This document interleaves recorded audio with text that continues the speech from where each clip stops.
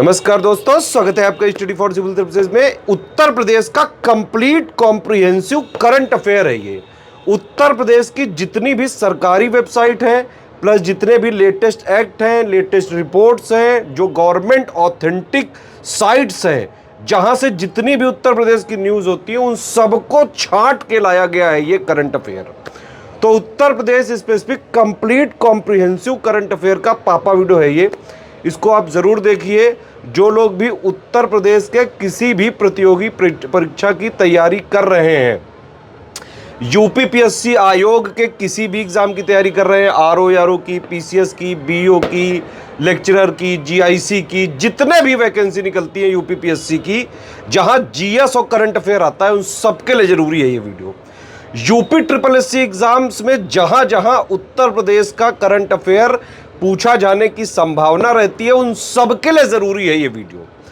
और अगर आप जो है उत्तर प्रदेश के बाहर के हैं लेकिन उत्तर प्रदेश के एग्जाम्स की तैयारी कर रहे हैं, तो ये वीडियो ज़रूर देखिएगा। वन स्टॉप डेस्टिनेशन है उत्तर प्रदेश के सभी एग्जाम्स को प्रिपेयर करने के लिए, स्टडी फॉर सिविल सर्विसेज। अगर आप स्टडी फॉर सिविल सर्विसेज को फॉलो करते हैं तो यूपी के सारे एग्जाम्स में, यूपीपीएससी के आरओ में हो गया, पीसीएस में हो गया, बीओ में हो गया, और भी जितने एग्जाम्स हैं जहां जीएस और करंट आती है, उसके लिए आप सिर्फ और सिर्फ एक ही सोर्स पर रिलाई कर सकते हैं, वो है स्टडी फॉर सिविल सर्विसेज। तो भैया ये उत्तर प्रदेश का कंप्लीट कॉम्प्रिहेंसिव लेटेस्ट ट्रेंड और पैटर्न के हिसाब से कंप्लीटली रिवाइज्ड और अपडेटेड पापा वीडियो है ये। इसको देखिए पूरा। वीडियो के लिए हम पहले ही बता चुके हैं, वीडियो फ्री थे, फ्री है, फ्री रहेंगे। पिछले 8 साल से इसको फॉलो करने वाला, स्ट्रिक्टली फॉलो करने वाला सिर्फ एक यूट्यूब चैनल है, वो है study for civil services. PDF paid ही रहेंगी इनकी, मंथली बाइलिंगुअल यूपी करंट की, बिहार करंट की, टोटल करंट की पीडीएफ आप हमारे ऐप में पा सकते हैं। पापा पीडीएफ वाला फोल्डर में आप जो है सर्च करके बाई करके डाउनलोड कर सकते हैं। इस वाले वीडियो में पिछले महीने का यूपी का, उत्तर प्रदेश का जितना करंट अफेयर सभी एग्जाम्स के लिए जरूरी है, सिर्फ उतना ही लिया गया है। Uttar Pradesh special current affair March month 2024 का हम लोग डिस्कस करेंगे। अपॉइंटमेंट सेक्शन देखेंगे। सबसे पहले पूर्व डीजीपी राजकुमार विश्वकर्मा नए सीआईसी यानी कि चीफ इंफॉर्मेशन कमिश्नर, मुख्य सूचना आयुक्त के रूप में नियुक्त हुए उत्तर प्रदेश में। मुख्य सूचना आयुक्त राजकुमार विश्वकर्मा, इसके अलावा 10 नए सूचना आयुक्त भी नियुक्त किए गए हैं। इनकी नियुक्ति जो है राज्य सरकार द्वारा की जाती है। मुख्य सूचना आयुक्त और सूचना आयुक्तों की नियुक्ति स्टेट के आईटीआई एक्ट के तहत राज्य सरकार द्वारा की जाती है। 3 वर्ष के लिए इनको नियुक्त किया गया है। आगे बढ़ते हैं हम लोग। अवार्ड्स एंड ऑनर्स में उत्तर प्रदेश माटी कला पुरस्कार उत्तर प्रदेश माटी कला बोर्ड के द्वारा दिया जाता है। उत्तर प्रदेश माटी कला बोर्ड कहाँ पर स्थित है? लखनऊ में। कृष्ण कुमार प्रजापति गोरखपुर से, टेराकोटा के लिए धर्मू सोनभद्र से, मृदभांड और नक्काशीदार फूलदान बनाने के लिए पुष्पा प्रजापति को आजमगढ़ से ये पुरस्कार मिला है, माटी कला पुरस्कार। मुख्यमंत्री जी ने जो अभी इंटरनेशनल ट्रेड शो का आयोजन किया गया था, उसकी कर्टेन रेजर सेरेमनी में यानी कि उद्घाटन समारोह में लखनऊ की शबाना खातून को, अमरोहा के कृष्णपाल को, मेरठ के शीशपाल को उत्तर प्रदेश खादी और ग्रामोद्योग बोर्ड के द्वारा राज्य स्तरीय ग्रामोद्योगी पुरस्कार सम्मानित किया था। तो ये पुरस्कार एक बार देख लीजिए। इसके बाद पुरस्कार है उत्तर प्रदेश संस्कृत संस्थानम पुरस्कार। इसमें कुछ कैटेगरीज हैं। उत्तर प्रदेश संस्कृत संस्थान द्वारा दिया जाता है। विश्व भारती पुरस्कार डॉक्टर रास बिहारी द्विवेदी को जबलपुर मध्य प्रदेश से इन्हें मिला है। महर्षि वाल्मीकि पुरस्कार देवी साहेब पांडे दीप को अयोध्या से इन्हें, और महर्षि व्यास पुरस्कार ये मिला है प्रोफेसर आंजनेय शास्त्री को वाराणसी से, और नारद पुरस्कार मिला है गोप बंधु को, ये भी वाराणसी से। तो ये प्राप्तकर्ता और ये जो 4 पुरस्कार हैं ये मैचिंग में आ सकते हैं। तो इसको एक बार देख लीजिए। पहले कभी नहीं पूछा गया लेकिन आगे पूछा जा सकता है। स्कीम्स कैंपेन हमेशा ही जरूरी होते हैं स्टेट करंट अफेयर में। तो हरित हाइड्रोजन परियोजना मार्च 2024 में उत्तर प्रदेश कैबिनेट ने अपनी 5 वर्षीय हरित हाइड्रोजन नीति मतलब पॉलिसी को, ग्रीन हाइड्रोजन पॉलिसी को अप्रूव कर दिया है। इसका उद्देश्य क्या है? राष्ट्रीय हरित हाइड्रोजन मिशन जो है, नेशनल ग्रीन हाइड्रोजन मिशन, जो केंद्रीय स्तर पर चल रहा है, जिसका उद्देश्य 2030 तक 5 मिलियन टन वार्षिक उत्पादन तक पहुंचने का है। हमारी इस नीति का उत्तर प्रदेश कैबिनेट द्वारा अप्रूव की गई ग्रीन हाइड्रोजन पॉलिसी का लक्ष्य है कि जो नेशनल टारगेट है उसका 5वां हिस्सा पूरा कर लें कम से कम। यानी कि नेशनल हाइड्रोजन मिशन के तहत जो 2030 तक 5 बिलियन टन का हमको वार्षिक उत्पादन करना है, उसका 1/5वां हिस्सा अचीव करना है। ये उद्देश्य है उत्तर प्रदेश की हाइड्रोजन नीति का। आई होप आपको समझ में आ गया होगा। युवा योजना के बारे में अगर देखें तो उत्तर प्रदेश के मुख्यमंत्री जी ने मुख्यमंत्री युवा उद्यमी विकास अभियान की शुरुआत की है। सबसे पहले तो फुल फॉर्म इसमें याद रखिएगा, मुख्यमंत्री युवा उद्यमी विकास अभियान, ये है फुल फॉर्म। फुल फॉर्म से क्वेश्चन आ रहे हैं आजकल सभी एग्जाम में। इस योजना का लक्ष्य क्या है? हर साल 1 लाख युवा उद्यमियों को 5 लाख रुपए तक का ब्याज मुक्त ऋण प्रदान करना। तो ये ऋण देने की योजना है। अब इसके लाभार्थी कौन कौन होंगे उनकी लिस्ट हमने लास्ट कॉलम में लगा दी है। इसमें एक जिला एक उत्पाद प्रशिक्षण एवं टूल किट योजना के जो लाभार्थी हैं, अनुसूचित जाति, अनुसूचित जनजाति, अन्य पिछड़ा वर्ग प्रशिक्षण योजना के जो लाभार्थी हैं, कौशल विकास मिशन द्वारा संचालित कौशल उन्नयन कार्यक्रम में जो लोग ट्रेनिंग प्राप्त करे हुए हैं वो युवा, इसके अलावा डिप्लोमा डिग्री जिनके पास है वे सभी इसके हकदार होंगे। क्योंकि आजकल आप देख रहे हैं कि इससे माइन्यूटली डिटेल पूछी जाती है। इसमें 2 स्टेटमेंट बना देंगे, एक कह देंगे कि मुख्यमंत्री युवा योजना में इतना राशि दी जाएगी 5 लाख रुपए, और इसमें केवल और केवल डिप्लोमा धारक या 1 डिस्ट्रिक्ट 1 प्रोडक्ट से प्रशिक्षण लिए हुए युवा पात्र होंगे। तो सेकंड स्टेटमेंट गलत हो जाएगा। इस तरीके से आपको इसमें याद करना है। MUI योजना जरूरी है। ये रैंक्स रिपोर्ट्स इंडेक्स में GDP वृद्धि रिपोर्ट आई थी state bank of India research के द्वारा। GDP वृद्धि रिपोर्ट में कहा गया कि अगर भारत की GDP वृद्धि को हम लोग 235 बेसिस पॉइंट मान लें तो उसमें उत्तर प्रदेश का योगदान 40 पॉइंट्स का है और महाराष्ट्र का योगदान सर्वाधिक है 56 पॉइंट्स का। ये इसमें आया था। तो GDP वृद्धि में भारत की GDP वृद्धि में उत्तर प्रदेश और महाराष्ट्र का महत्वपूर्ण योगदान रहता है। एयरपोर्ट की रैंकिंग आई थी in terms of customer satisfaction, ध्यान रखिएगा, मतलब ग्राहक संतुष्टि के मामले में जो रिपोर्ट आई थी जुलाई 2023 से दिसंबर 2023 तक के इसमें आंकड़े लिए गए थे। इसमें एयरपोर्ट अथॉरिटी ऑफ इंडिया ने आंकड़े जारी किए थे। इसमें टॉप 10 हवाई अड्डे कस्टमर सेटिस्फैक्शन के मामले में आए थे। उसमें गोरखपुर का हवाई अड्डा रखा गया था 2nd पर, 8th पर बरेली का हवाई अड्डा, चकेरी 9th पर और प्रयागराज का 10th पर, ये यहाँ पे आया था। भोपाल का जो एयरपोर्ट है मध्य प्रदेश का, ये 1st प्लेस पर आया था कस्टमर सेटिस्फैक्शन के मामले में। ऐसा ही एक और इंडेक्स है एयरपोर्ट काउंसिल इंटरनेशनल के द्वारा, एयरपोर्ट सर्विस क्वालिटी रैंकिंग। इसमें यात्रियों को बेहतर सुविधा और माहौल देने के मामले में वाराणसी का लाल बहादुर शास्त्री अंतर्राष्ट्रीय एयरपोर्ट भारत में 3रा स्थान इसने प्राप्त किया था और वैश्विक स्तर पर 43वां स्थान लाल बहादुर शास्त्री इंटरनेशनल एयरपोर्ट ने प्राप्त किया था। ये है यहाँ पे। ईयर 2022-23 में वाराणसी पहले स्थान पर आया था भारत में। इसके बाद आ जाते हैं कह सकते हैं क्वेश्चंस पर। पहला क्वेश्चन है, उत्तर प्रदेश सरकार द्वारा राज्य के युवाओं को MUI योजना के तहत धनराशि, ब्याज मुक्त ऋण की धनराशि देने के लिए राज्य के बजट 2024-25 में कितने रुपए की राशि एलोकेट की गई है? तो ये 1000 करोड़ रुपए की राशि एलोकेट की गई है MUI योजना के इम्प्लीमेंटेशन के लिए। ऑप्शन नंबर C यहाँ पर करेक्ट है। गलत कथन का चयन करना है। मार्च 2024 में अंतर्राष्ट्रीय प्रकाशन संस्था हुरून के द्वारा ग्लोबल रिच लिस्ट जारी की गई थी, जिसमें कानपुर के 2 जो उद्यमी या उद्योगपति हैं, मुरलीधर ज्ञानचंदानी, बिमल ज्ञानचंदानी, इनको 1632वां और 2279वां स्थान प्राप्त हुआ है। तो ये स्थान नहीं जरूरी, लेकिन ये आ सकता है कि कानपुर के 2 उद्यमी किस लिस्ट में शामिल किए गए हैं? हुरून की ग्लोबल रिच लिस्ट में शामिल किए गए हैं। वाराणसी में 2 दिवसीय कार्यक्रम मसान होली खेली जाती है। तो वाराणसी में मसान होली हर बार होती है होली के समय। तो आंसर यहाँ पर हो जाएगा D। दोनों ही स्टेटमेंट करेक्ट है, तो इनकरेक्ट कोई है नहीं, तो आंसर यहाँ पर हो जाएगा D। आगे बढ़ते हैं हम लोग। मार्च मंथ 2024 में प्रधानमंत्री नरेंद्र मोदी जी ने कहाँ से उत्तर प्रदेश में आगरा मेट्रो का वर्चुअल तौर पर उद्घाटन किया था? कोलकाता में एक कार्यक्रम में आगरा मेट्रो के 6 किलोमीटर वाले कॉरिडोर का शुभारंभ PM मोदी जी ने किया था। तो इसका आंसर कोलकाता हो जाएगा। और उत्तर प्रदेश साथ ही ऐसा पहला राज्य बन गया जिस पर मैक्सिमम शहरों में उपलब्ध है मेट्रो सर्विसेज। कहाँ कहाँ पे उपलब्ध हो गई है? एक तो आगरा का हो गया, लखनऊ राजधानी में, ग्रेटर नोएडा, गाजियाबाद में और कानपुर में, यहाँ पर मेट्रो सर्विसेज अब अवेलेबल हैं। मार्च मंथ 2024 में बुंदेलखंड क्षेत्र में 10 सौर ऊर्जा परियोजनाओं का शुभारंभ इसमें किया गया था। निम्नलिखित में से कौन सा कथन सही है? 10 सौर ऊर्जा परियोजनाएं लगाई गई हैं जालौन डिस्ट्रिक्ट में, झांसी में, ललितपुर, बांदा, चित्रकूट में और महोबा में। ये सब किस क्षेत्र में आते हैं? सारे डिस्ट्रिक्ट बुंदेलखंड रीजन में आते हैं, उत्तर प्रदेश में। सही है पहला सही। दूसरा हो गया कि 3000 मेगावाट इलेक्ट्रिसिटी यहाँ पर जनरेट की जाएगी इन सोलर पावर प्लांट से, यह भी सही है। तीसरा यहाँ पर है कि 3 सोलर पावर यूनिट अकेले झांसी डिस्ट्रिक्ट में लगाए गए हैं, ये भी सही है। तो हमारा आंसर इसमें हो जाएगा D। सारे कथन इसमें सही हैं, all of the above correct, उपयुक्त सभी। उत्तर प्रदेश जल्द ही तहसील स्तर पर अग्निशमन केंद्र बनाने वाला देश का पहला राज्य बन जाएगा। उत्तर प्रदेश में UP fire and emergency services की स्थापना कब की गई थी?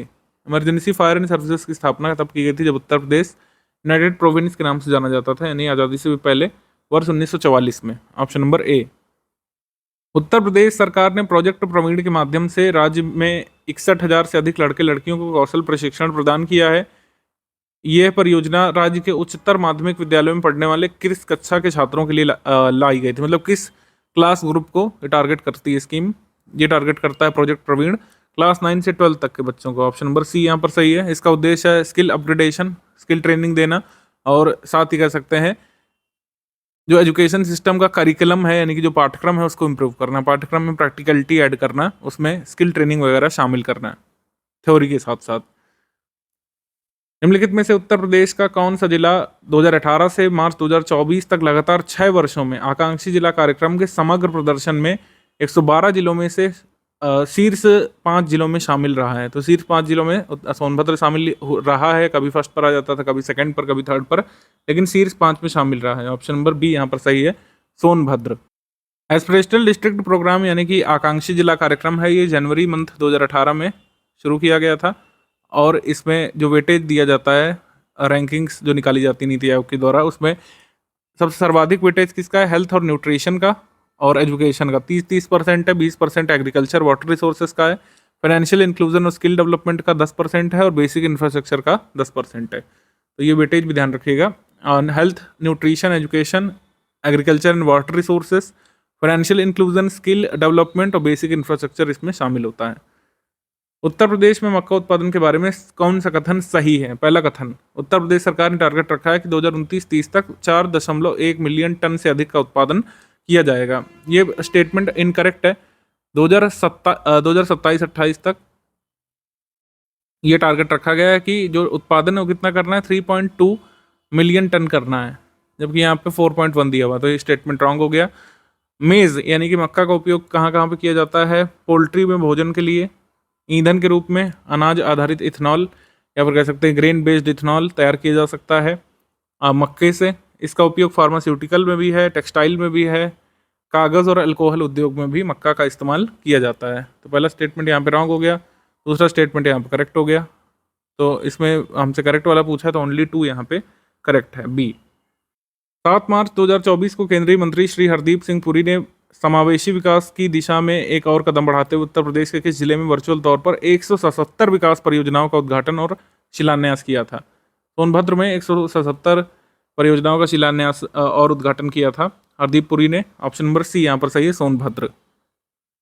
उत्तर प्रदेश के किस रेलवे स्टेशन पर QR कोड से टिकट खरीदने की सुविधा शुरू की गई? तो वाराणसी रेलवे स्टेशन से। ऑप्शन नंबर ए यहाँ पर सही है। फेयर रिपीटर में QR कोड सुविधा उपलब्ध कराने वाला वाराणसी रेल मंडल का पहला स्टेशन बन गया है। मार्च 2024 में उत्तर प्रदेश सरकार ने कितने अविकसित शहरों में विकास गति लाने के लिए आकांक्षी नगर कार्यक्रम की शुरुआत की है? Aspirational city programme Uttar Pradesh state ने अपना खुद का चलाया है, तो 100 ULBs में, यानी कि अर्बन लोकल बॉडीज़ में ये कार्यक्रम चलाया जाएगा। शुरू में 100 ULBs को टारगेट किया जाएगा इसमें। 3 मार्च 2024 को ओखला पक्षी अभयारण्य द्वारा विश्व वन्यजीव दिवस यानी कि यहाँ पर मनाया गया था world wild life day. World wild life day 2024 मनाया गया इस बार। ओखला बर्ड सेंचुरी उत्तर प्रदेश में ये कहाँ पे स्थित है बताना है। ये स्थित है गौतम बुद्ध नगर में। ऑप्शन नंबर ए यहाँ पर सही है, गौतम बुद्ध नगर। तो आपसे ये पूछेंगे कि इस साल का जो वर्ल्ड वाइल्ड लाइफ डे है वो कहाँ पर बनाया गया? ओखला पक्षी अभयारण्य में। और इस बार की जो थीम थी वो भी एक बार देख लीजिए। थीम है connecting people and planet exploring digital innovation in wild life conservation. Green hydrogen policy के संबंध में निम्नलिखित में से कौन सा कथन सही है? तो ग्रीन हाइड्रोजन पॉलिसी अप्रूव की गई मार्च 2024 में, ये आपको बता ही चुके हैं। और इस पर टारगेट रखा गया है कि 10 lakh metric ton green hydrogen annually यहाँ पर बनाया जा सकेगा वर्ष 2028 तक। Green hydrogen, grey hydrogen, blue hydrogen, turquoise hydrogen में क्या अंतर होता है, इसको एक बार हमको देख लेना चाहिए। SMR प्रोसेस या गैसिफिकेशन से ग्रे हाइड्रोजन सृजित किया जाता है, स्टीम मीथेन रिफॉर्मिंग से। ब्लू हाइड्रोजन यहाँ पर बनता है कार्बन कैप्चर से और SMR से।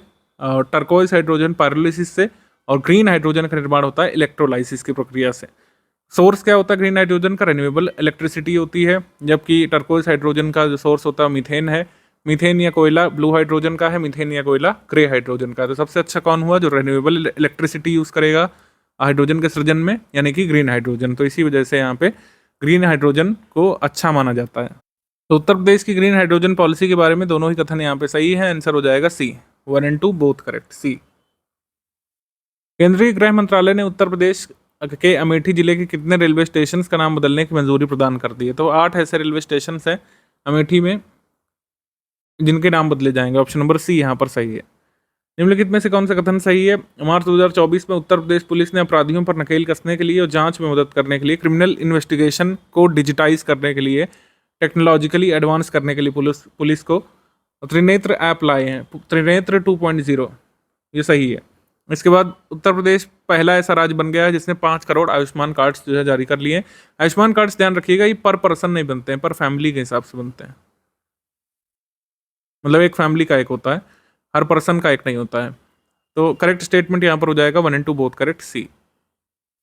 उत्तर प्रदेश सरकार ने राज्य के किस क्षेत्र के 7 जिलों की सभी तहसीलों सहित 100 सर्वाधिक सूखाग्रस्त तहसीलों में सूखे की स्थिति पर नजर रखने के लिए टेलीमेट्रिक वेदर स्टेशन की स्थापना करने की घोषणा की है?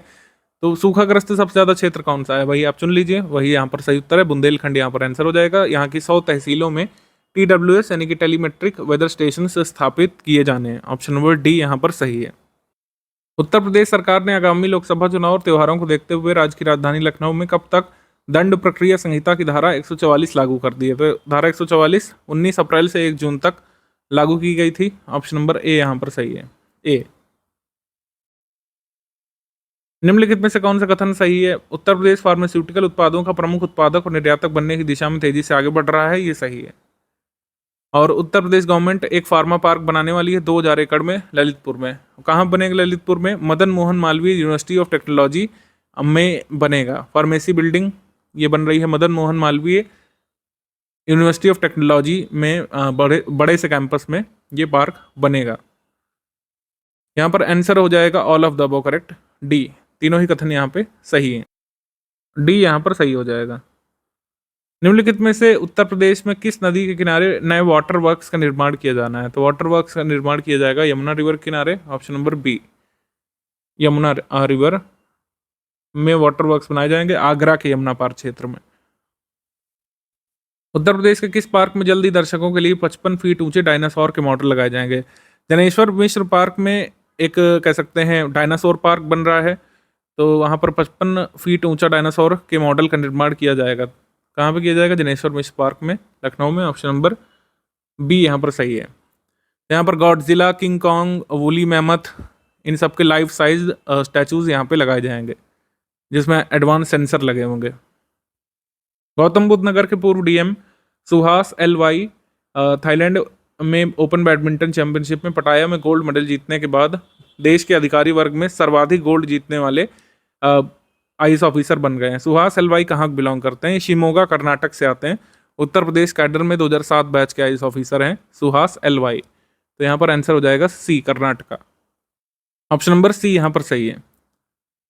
पहले ऑटोमेटेड ड्राइविंग टेस्ट ट्रैक के संदर्भ में निम्नलिखित में से गलत कथन या कथनों का चयन करना है। मारुति सुजुकी इंडिया द्वारा अयोध्या में पहला ऑटोमेटेड ड्राइविंग टेस्ट ट्रैक खोला गया। ऑटोमेटेड ड्राइविंग टेस्ट ट्रैक ध्यान रखिएगा, ये मतलब गाड़ियों की टेस्टिंग के लिए नहीं है, ये ड्राइवरों की टेस्टिंग के लिए है। ऑटोमेटेड ड्राइविंग टेस्ट ट्रैक में क्या होगा कि जो ड्राइवर्स अप्लाई करते हैं लाइट मोटर व्हीकल्स के लिए, LMV के लिए, HMV के लिए, ड्राइविंग लाइसेंस के लिए अप्लाई करते हैं, तो उनका टेस्ट एक ऑटोमेटेड ट्रैक पर हो सकेगा और देखा जाएगा कि वाकई ड्राइवर इस लाइसेंस के लिए योग्य हैं या फिर नहीं है, उनमें रोड स्किल्स है कि नहीं, रोड एटिकेट्स हैं कि नहीं, रोड रूल्स वो जानते हैं कि नहीं।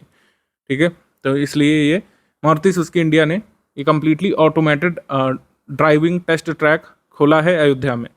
Automated driving test track driver training and testing institute में खोला गया है, ये भी सही है। इसको इनॉग्रेट किया था चीफ मिनिस्टर ने, ये रॉन्ग है। परिवहन मंत्री जी ने इनको दयाशंकर सिंह ने इसका इनॉग्रेशन किया था, तो गलत स्टेटमेंट इसमें फाइंड करना है, गलत हो जाएगा ओनली 3। सी यहाँ पर सही, मुख्यमंत्री जी ने इसका उद्घाटन नहीं किया है। 10 मार्च 2024 में BCCI के उपाध्यक्ष राजीव शुक्ल ने उत्तर प्रदेश के चौथे अंतर्राष्ट्रीय क्रिकेट स्टेडियम का शिलान्यास कहाँ पे किया था? इसका शिलान्यास किया था गाजियाबाद में। गाजियाबाद के राजनगर में एक अंतर्राष्ट्रीय क्रिकेट स्टेडियम बनेगा, UPCA का है और UPCA ही इसका निर्माण करेगा। ठीक है, और बाकी उत्तर प्रदेश में इंटरनेशनल क्रिकेट स्टेडियम कहाँ कहाँ पे हैं ये आपको पता होना चाहिए। एक तो हो गया ग्रीन पार्क कानपुर नगर में, फिर आपका इकाना जहाँ पर IPL मैचेस चल रहे हैं, वर्ल्ड कप के भी मैचेस हुए थे कुछ, लखनऊ में, और एक वाराणसी में निर्माणाधीन है स्टेडियम जिसका उद्घाटन अभी मतलब कह सकते हैं शिलान्यास PM मोदी जी ने किया था, उसका निर्माण शुरू हो चुका है। और ये आगरा और ये आपका D गाजियाबाद में ये नया बन रहा है। 10 मार्च 2024 को भारत के प्रधानमंत्री जी ने उत्तर प्रदेश के किस जनपद से भारत के 15 हवाई अड्डा परियोजनाओं का उद्घाटन किया था? आजमगढ़ से कई हवाई अड्डा परियोजनाओं का उद्घाटन किया था, जिसमें कुछ नए टर्मिनल भवन विभिन्न हवाई अड्डों के शामिल हैं, कुछ नई बिल्डिंग शामिल है। ठीक है, तो ये यहाँ पे दिया हुआ है। लखनऊ भी एक कह सकते हैं एयरपोर्ट है जिसकी नई बिल्डिंग या टर्मिनल का उद्घाटन PM मोदी जी ने किया था। आंसर यहाँ पे D हो जाएगा। कौन सा कथन सही है? IIT कानपुर में देश का पहला हाइड्रोन थेरेपी सेंटर शुरू किया गया। हाइड्रोन थेरेपी का इस्तेमाल होता है कैंसर के उपचार में। भारत का पहला हाइड्रोन थेरेपी सेंटर है और वैश्विक स्तर पर एकमात्र 7th है, मतलब वैश्विक स्तर पर 7th इंडिया का पहला हाइड्रोन थेरेपी सेंटर कहाँ पे खोला गया है? IIT कानपुर में। तो दोनों स्टेटमेंट यहाँ पर करेक्ट हो गए, C यहाँ पर सही है।